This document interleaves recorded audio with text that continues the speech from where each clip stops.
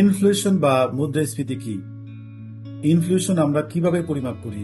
বাংলাদেশের কোন প্রতিষ্ঠান ইনফ্লেশন পরিমাপ করে? তারা ইনফ্লেশন পরিমাপের সময় প্রাইস কিভাবে কালেক্ট করে? এগুলো এগ্রিগেট কিভাবে করে? অ্যাভারেজ কিভাবে করে? আমরা দৈনন্দিন জীবনে যে সমস্ত পণ্য সামগ্রী কিনি, এগুলোর যে বৃদ্ধির হার এবং অফিসিয়ালি আমরা যে বৃদ্ধির হার দেখি, এই দুইটার পার্থক্য কোত্থেকে আসে? এইসব নিয়ে আমি আজকে এই ছোট্ট ভিডিওটি বানিয়েছি। So what is inflation? বাংলাদেশের একটা অ্যাভারেজ পরিবার যে সমস্ত পণ্য সামগ্রী কনজিউম করে, প্রতি বছরই এগুলোর দাম কিছু না কিছু বাড়ে। কোনোটা বেশি বাড়ে, কোনোটা কম বাড়ে। সো এগুলোর যে গড় বৃদ্ধির হার, সেইটাই হচ্ছে আমাদের ইনফ্লেশন বা মুদ্রাস্ফীতি। বাংলাদেশের একটা হাউস হোল্ড যে সমস্ত পণ্য সামগ্রী কনজিউম করে, এগুলোকে আপনি দুই ভাগে ভাগ করতে পারেন। একটা হচ্ছে ফুড, আরেকটা হচ্ছে নন ফুড। ফুডের মধ্যে হয়তো চাল, ডাল, মাছ, মাংস, দুধ, বেভারেজ ইত্যাদি থাকে। নন ফুডের মধ্যে হচ্ছে আপনার এই কাপড়, জুতা, বাসা ভাড়া, electricity bill, gas bill, education ইত্যাদি থাকে। সো এই কাজটা করে কে? এই কাজটা হচ্ছে বাংলাদেশ ব্যুরো অফ স্ট্যাটিস্টিক্স করে। So Bangladesh bureau of statistics, তারা হচ্ছে একটা হাউস হোল্ডের যে স্ট্যান্ডার্ড কনজাম্পশন বাস্কেট, সেটার ওয়েট নির্ধারণ করে রেখেছে অ্যাকর্ডিং টু এই 2005-06 হাউস হোল্ড সার্ভে।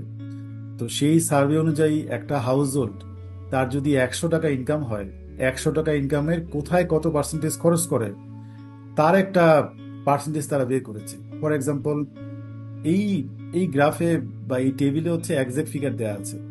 যেমন একটা হাউস হোল্ডের যদি 100 টাকা ইনকাম হয়, তার প্রায় 19.6 বা 20 টাকা খরচ করে হচ্ছে রাইসের পিছনে। একটা হাউস হোল্ডের যদি 100 টাকা ইনকাম হয়, তার প্রায় হচ্ছে আপনার 19.58, প্রায় 20 টাকা খরচ করে হচ্ছে হাউজিং এর পিছনে। হাউজিং এর মধ্যে rent, electricity, water, gas bill এগুলো আছে। সো আমাদের বর্তমানে এখন ইনফ্লেশন হচ্ছে 9.73%। সেটা আমরা কিভাবে পেয়েছি?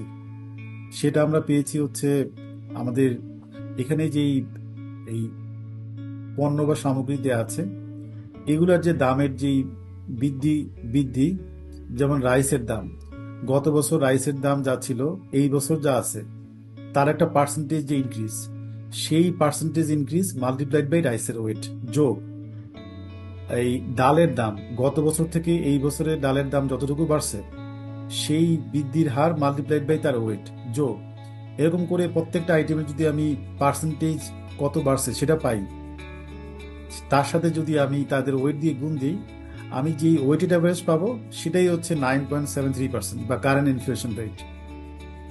আমরা এই ডাটা কোথেকে কালেক্ট করি? বিবিএস হচ্ছে বাংলাদেশের এই সারা বাংলাদেশে 140টা মার্কেট আছে। তার মধ্যে হচ্ছে 64 আরবান, 64 রুরাল, আর 12টা সিটি কর্পোরেশন। সো তারা হচ্ছে সারা বাংলাদেশের 140টা মার্কেট থেকে ডাটা কালেক্ট করে। সো সেই ডাটা কালেক্ট করে তারা এই জিনিসপত্রের যে অ্যাভারেজ প্রাইস, এই সেটা বের করে। গত বছর একই সময়ে যে প্রাইস ছিল এবং এখন যে প্রাইস আছে, সেখান থেকে পার্সেন্টেজ ইনক্রিজটা বের করে, তারপর সেই ওয়েট দিয়ে গুণ দেয় এবং অ্যাভারেজ প্রাইস বের করে। এখন আমাদের এই যে ইনফ্লেশন আমাদের সরকার বা অফিসিয়ালি যেটা আমরা দেখি, বাস্তবে আমরা যখন বাজার করতে যাই, তখন যেই পণ্যের যে বৃদ্ধির হার দেখি, প্রায় আমাদের কাছে মনে হয় যে দুইটার মধ্যে একটা বড় পার্থক্য আছে। এই পার্থক্যটা কেন? অফিসিয়াল ইনফ্লেশন হচ্ছে ওয়েটেড অ্যাভারেজ, এবং এই ওয়েটটা কিন্তু আপনার 2005-06 সালের থেকে নেয়া, এই বেস ইয়ার থেকে নেয়া। সো ফর এক্সাম্পল, ধরেন আপনার রাইসের দাম অত বেশি বাড়ে না, কিন্তু অন্যান্য ধরেন আপনার অন্য কোনো কিছুর দাম যেমন হাউজিং বা ইলেকট্রিসিটি বিল এগুলো বেড়ে গেল। এই রাইসের ওয়েট কিন্তু আপনার 20%। সো রাইসের দাম যদি না বাড়ে, অন্যান্যগুলোর দাম যদি বাড়ে, প্রায় 20% ওয়েট কিন্তু কমে গেছে।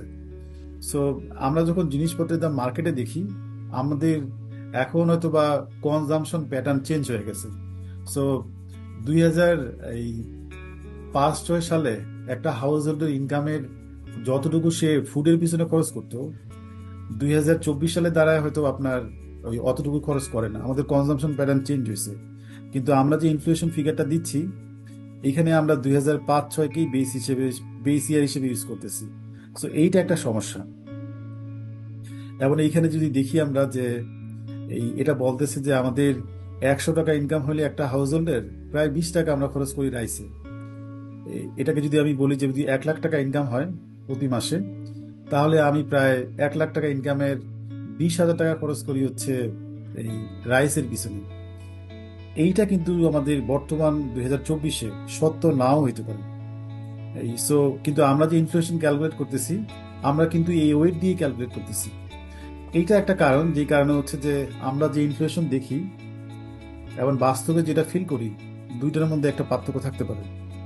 তারপরে ধরুন যে এই বিবিএস যে ডাটা কালেক্ট করে, তারা 140টা মার্কেট থেকে ডাটা কালেক্ট করে।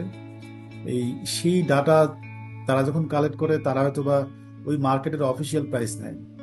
বাস্তবে যেই এই আমরা যখন দোকানে বাজার করতে যাই, যেই প্রাইসে কিনি এবং যেই প্রাইস ওই কাঁচা বাজারে দেয়া থাকে, দুইটার মধ্যে কিন্তু অনেক পার্থক্য হয়। সো এইটা একটা কারণ যে এই কারণেও আপনার এই অফিসিয়াল প্রাইস এবং আপনার অ্যাকচুয়াল যে প্রাইসের যে ইনক্রিজ, দুইটার মধ্যে আমাদের পার্থক্য থাকতে পারে। সো এই that's it for today about the inflation. Thank you.